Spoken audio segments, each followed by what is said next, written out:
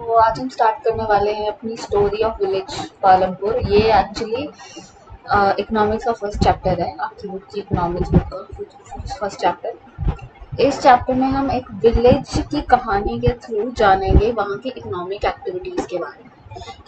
किसी विलेज में क्या क्या क्या इकोनॉमिक एक्टिविटीज़ होती हैं, कैसे वहाँ पे लोग रहते हैं, ये सारी चीज़ें हम इस स्टोरी के थ्रू जानेंगे। तो first of all, the purpose of this story is to introduce some basic concepts relating to production, and this we do through a story of a village called Palampur. एक village है पालमपुर, उसके through हम समझने की कोशिश करेंगे economics के basic concepts को। ठीक है, तो Palampur is well connected with neighbouring village and town. Raiganj, a big village, is 3 kilometre from Palampur. Raiganj एक बड़ा टाउन है जो कि पालमपुर से कनेक्टेड है, जो 3 किलोमीटर ही दूर है। And all weather road connect the village to Raiganj and further on to the nearest small town of Shahpur. जो रोड है वो कनेक्ट करता है रायगंज से, तो करता है, शाहपुर से भी कनेक्ट करता है। Many kinds of transport are visible on this road, starting from bullock carts, tonga, bogi, or loaded with jaggery मतलब गुड़, and other commodities to motor vehicle like motorcycle, jeeps, tractor and truck। जो ये इस सड़क के ऊपर, ये पक्की सड़क है और इस सड़क के ऊपर बहुत सारे हमें व्हीकल देखने को मिल जाते हैं, जैसे कि टोंगास हैं, कार्ट्स हैं, बोगीज हैं, ये सारी चीज़ें हैं। और जो जागरी वगैरह वाले लोग, मतलब जो गुड़ बेचने वाले लोग हैं, वो लेके जा रहे हैं बुलक कार्ट्स में जागरी रख के। और बहुत सारे मोटरसाइकिल, जीप, ट्रैक्टर वगैरह भी दिख रहे हैं। This village has about 450 families belonging to several different castes. The upper 80% upper caste family own the majority of the land in the village। अब यहाँ पे जो देखो, यहाँ से इकोनॉमिक्स बनना स्टार्ट हो जाती है। इस विलेज में 450 फैमिली हैं जो अलग अलग कास्ट से बिलोंग करती हैं। जो 80% लोग अपर कास्ट से बिलोंग करते हैं, उनके पास विलेज लैंड है, वो विलेज लैंड के मालिक हैं। Their houses, some of them are quite large, are made up of brick, cement, plaster. मतलब उनके पास पक्का हाउस है, उनके पास बड़े बड़े घर हैं और पक्का हाउसेस है।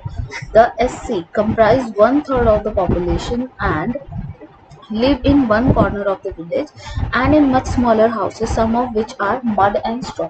और जो SCs हैं, जो दलित हैं, वो विलेज के एक कॉर्नर में रहते हैं और उनके पास कच्चे हाउस हैं, अपने पक्के हाउस नहीं हैं, ठीक है, जो कि मड और स्ट्रॉ वगैरह से बने हुए हैं। Most of these houses have electric connection, electricity power, or all the tubewell in the field and is used in various type of business। जो इलेक्ट्रिसिटी है, इन सब घरों में इलेक्ट्रिसिटी पहुंचती है और ट्यूबवेल्स वगैरह के लिए भी इलेक्ट्रिसिटी का यूज किया जाता है।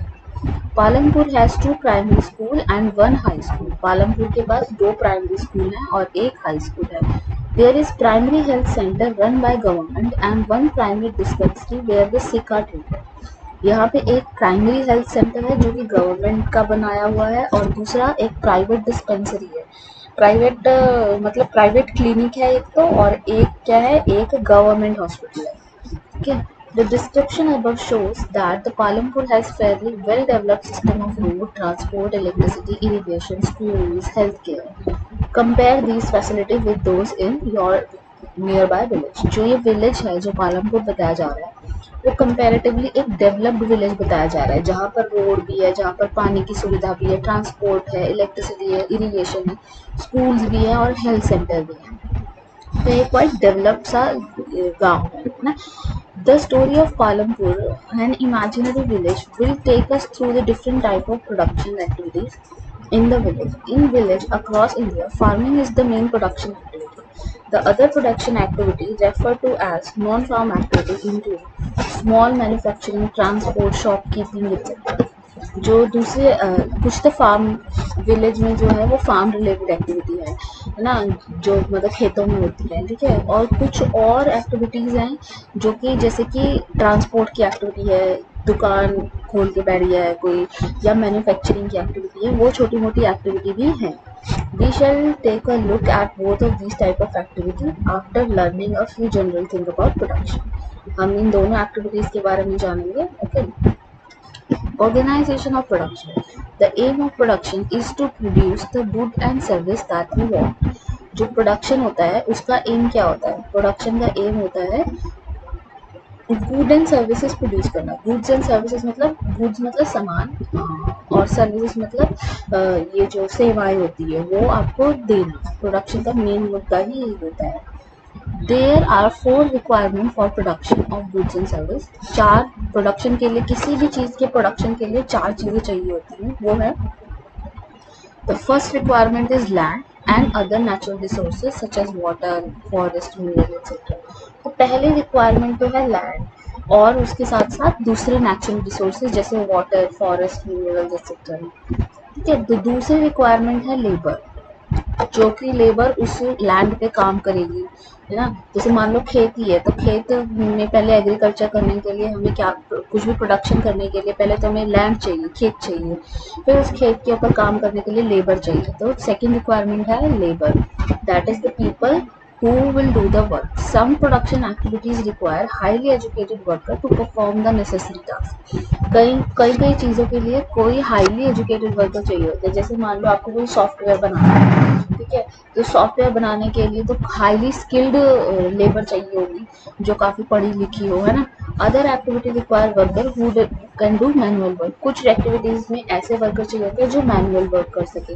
देखो, वर्कर्स ऐसे भी होते हैं कि जैसे मान लो कुछ मैन्युफैक्चर करना है, ठीक है, कुछ मैन्युफैक्चर करना है, जैसे कि यहाँ पे फैक्ट्री दिख रही है जिसमें लेबर वाले लोग मशीन्स पे काम कर रहे हैं। तो ऐसे भी हो सकता है जहाँ पे सिर्फ मैनुअल एक्टिविटी करने के लिए लोगों को लगाया जाता है। Third requirement is physical capital, that is variety of input required at every stage during the production. तो दूसरी जो तीसरी चीज़ है वो है फिजिकल कैपिटल। फिजिकल कैपिटल का मतलब है कि जो इनपुट्स लगेंगी उस चीज़ को बनाने में। जैसे कि मान लो मैंने अभी खेती का एग्जांपल लिया, तो खेती में क्या क्या इनपुट लगेंगे? बीज चाहिए होगा, पानी चाहिए होगा, आपको और क्या क्या चाहिए होगा, खाद चाहिए होगी, पेस्टिसाइड्स चाहिए होंगे, इंसेक्टिसाइड्स चाहिए होंगे, है ना। तो ये सारी चीज़ें चाहिए होंगी, टूल्स चाहिए होंगे, मशीन्स चाहिए होंगे, ट्रैक्टर चाहिए होगा, है ना, ये सब कुछ चाहिए होगा। तो इसको हम फिजिकल कैपिटल बोलते हैं, इसको फिजिकल कैपिटल बोलते हैं। अब फिजिकल कैपिटल में क्या क्या चीज़ें होती है? टूल्स, मशीन, बिल्डिंग, ये होगा। Tools and machine range from simple tools such as farmer plough to sophisticated machines such as generator, turbine, computer, etc. है ना। जो टूल्स मशीन हो सकती है डिपेंडिंग अपॉन कि क्या चीज़ बननी है। अगर मान लो सॉफ्टवेयर बनना है, फिर तो कंप्यूटर चाहिए होगा, अच्छा एयर कंडीशन से पूरा सर्वर रूम चाहिए होगा, अच्छी अच्छी मतलब दूसरे टूल्स चाहिए होंगे। और अगर मान लो कोई कपड़ा फैक्ट्री है, तो कपड़ा फैक्ट्री में दूसरे टूल्स चाहिए होंगे। तो डिपेंडिंग अपॉन कि क्या चीज़ हमें प्रोड्यूस करनी है, टूल्स भी डिफर करते हैं, टूल्स भी डिफर करते हैं, ठीक है। अच्छा, क्योंकि टूल्स, मशीन, बिल्डिंग्स ये तो एक बार खरीद लेते हैं तो फिर ये बहुत टाइम के लिए रहती है, ऐसा नहीं है कि रोज इसको चेंज करना पड़ता है ना, ये फिक्स हो जाती है। तो इसलिए इसको हम बोलते हैं फिक्स्ड कैपिटल, इसको हम बोलेंगे फिक्स्ड कैपिटल। दूसरी चीज़ है raw material and money in hand. Production require a variety of raw materials such as yarn used by the weaver to clay used by the potter, and also some money is always required during production to make payment and buy other necessary items. देखो, कुछ raw material और money in hand चाहिए होता है। Raw material मतलब जो कच्चा सामान चाहिए होता है हमें कुछ भी करने के लिए। जैसे कि मान लो कॉटन कॉटन का कपड़ा बनाना है, टेक्सटाइल वाली वो है मैन्युफैक्चरिंग कंपनी है, ठीक है, तो उसमें कॉटन का कपड़ा चाहिए। तो कॉटन तो सबसे पहले चाहिए, कपड़ा तो बाद में बनेगा। तो सबसे पहले कॉटन चाहिए होगी, है ना। अच्छा, हो सकता है कि डे टू डे कुछ काम करने के लिए 100-200 रुपये मजदूरों को चाय वाय पिलाने के लिए कुछ पैसा आपके हाथ में होना चाहिए कुछ करने के लिए। तो बिल्कुल छोटी चीज़ें हैं, कुछ और नेसेसरी चीज़ें लाने के लिए भी हो सकता है कि पैसे की ज़रूरत पड़ जाए उसी टाइम, है ना। तो उसको बोलते हैं रॉ मटेरियल को, और मनी इन हैंड को हम कहते हैं वर्किंग कैपिटल। तो फिजिकल कैपिटल के 2 पार्ट होते हैं, एक तो होगा फिक्स कैपिटल जो कि सालों साल सेम रहता है, दूसरा हो गया वर्किंग कैपिटल। वर्किंग कैपिटल में टूल्स, मशीन्स एंड बिल्डिंग, ये सारी चीज़ें सॉरी, दूसरे में हो गया वर्किंग कैपिटल। वर्किंग कैपिटल में हो गया रॉ मटेरियल एंड मनी, उसको वर्किंग कैपिटल कहते हैं, जो कि डे बाय डे में यूज होते हैं। रॉ मटेरियल भी ऐसा नहीं है ना कि आज ले लिया तो 100 साल तक चलता रहेगा, नहीं, हमें अगले दिन फिर दूसरा मटेरियल चाहिए, फिर चाहिए, है ना। तो इसलिए जो चीज़ें चलती रहती है, फ्लो में चलती हैं, वो हमारी कहलाएगी working capital. There is a fourth requirement too. You will need the knowledge and enterprise to be able to put together land, labor and physical capital and produce an output either to use yourself or to sell in the market. देखो, चौथी requirement जो है वो बिल्कुल important, सबसे important requirement है। वो ये है कि अगर आपको मान लो मैं लैंड भी दे दूँ, फिजिकल कैपिटल भी दे दूँ, हर चीज़ प्रोवाइड कर दूँ, तो क्या वो अपने आप से सब कुछ प्रोड्यूस करने लग जाएगी? मतलब मैं मशीन रख दूँ, उसके सामने कॉटन रख दूँ, ठीक है, इंसान खड़े कर दूँ, तो वो अपने आप ही सारी चीज़ें बनाना तो स्टार्ट नहीं हो जाएगी, है ना। उसके लिए इंसान को अपना दिमाग लगाना पड़ेगा, ऐसी कोई चीज़ करनी पड़ेगी कि पैसे लगाने पड़ेंगे उसको, मतलब तरकीबें लगानी पड़ेंगी अलग अलग कुछ भी करने के लिए, कि हाँ ऐसे उगाना चाहिए, अगर खेती कर रहा है तो ऐसे उगाना चाहिए, चीज़ को ऐसे काटना चाहिए, कि हमें यहाँ पे उगाना चाहिए, कहीं और उगाना चाहिए, जो भी है, मतलब इंसान अपना दिमाग तो यूज़ करेगा। ऐसे ही मशीन मैन्युफैक्चरिंग वगैरह में भी, या मैन्युफैक्चरिंग में जब तक अगर मैं आपके पास सारा सामान ला के रख दूँ लेकिन किसी को ऑपरेट ही ना करना आता हो, तो फिर उसका भी कोई फ़ायदा नहीं, है ना। तो ऑपरेट करना भी आना चाहिए। तो इसलिए ये जो चीज़ें हैं, इसको हम बोलते हैं ह्यूमन कैपिटल। इस जो चौथी रिक्वायरमेंट है उसको हम बोलते हैं ह्यूमन कैपिटल। ह्यूमन कैपिटल मतलब जब इंसान अपनी नॉलेज, अपनी स्किल का यूज़ करके पैसा कमाता है, जो अपनी स्किल्स का यूज़ करके पैसा कमाता है, इकोनॉमिक एक्टिविटी करता है।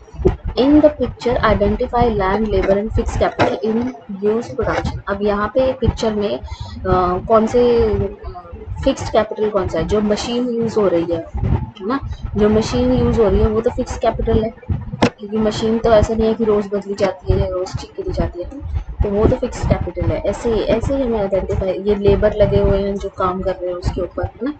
तो जिसने ये इस्टेब्लिश किया होगा, यहाँ पे इंसानों को ट्रेनिंग दी होगी, उनको समझाया होगा कि ऐसे ऐसे करना है, वो ह्यूमन कैपिटल है, ठीक है। Every production is organise by combining land, labour, physical capital and human capital. तो ये चार चीज़ें होती है, land, labour, physical capital and human capital. इन्हीं को हम फैक्टर्स ऑफ प्रोडक्शन बोलते हैं। तो दोबारा से एक बार इसको समझ लेते हैं। फैक्टर्स ऑफ प्रोडक्शन क्या होते हैं? चार होते हैं, land, labour, physical capital and human capital. जो लैंड होता है वो तो फिक्स्ड होता है कि जो नेचुरल रिसोर्सेज है, मतलब लैंड तो हमें हर एक्टिविटी करने के लिए चाहिए, कोई फैक्ट्री बनानी है तो भी लैंड तो हमें चाहिए चाहिए, तो लैंड हो गया। दूसरा, लेबर हमें चाहिए कि वहाँ पे कोई काम करने वाला हो, या हम खुद काम करने वाले, तो हम खुद लेबर हैं, तो लेबर होनी चाहिए। दूसरा क्या? फिजिकल कैपिटल, मतलब कुछ चीज़ें तो फिक्स्ड अमाउंट में हमें चाहिए होंगी, जो रोज़ वहाँ पे चेंज नहीं होती। जैसे लैपटॉप है, मान लो कोई सॉफ्टवेयर के लिए कुछ करा, तो लैपटॉप फिक्स कैपिटल हो गया, रोज तो नहीं बदलेगा वो लैपटॉप, है ना।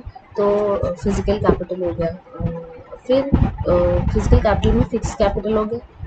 फिक्स कैपिटल के बाद वर्किंग कैपिटल, जब जो रोज का खर्चा होता है, जो रोज का खर्चा होता रहता है वो वर्किंग कैपिटल कहलाता है। उसके बाद जब ह्यूमन अपनी अकल डालता है कि ऐसे करना चाहिए, ऐसी चीज़ें बनानी चाहिए, मतलब अपनी अकल से, अपनी स्किल से चीज़ें प्रोड्यूस करता है, तो उसको हम बोलेंगे ह्यूमन कैपिटल, जिसमें इंसान की अकल लग रही होती है। तो ये है फैक्टर्स ऑफ प्रोडक्शन के बारे में। तो ये सारे डेफिनेशंस आप लिख लीजिएगा, और कोई डाउट है तो मुझसे ज़रूर पूछिए। Thank you so much.